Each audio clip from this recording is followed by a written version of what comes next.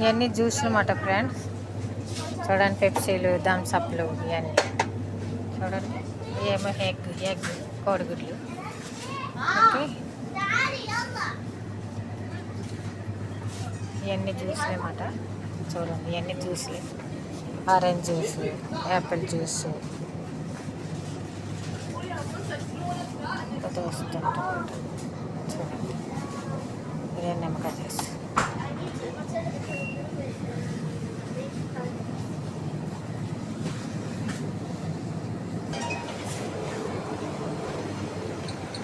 ఇవన్నీ వచ్చి ice cream అన్నమాట.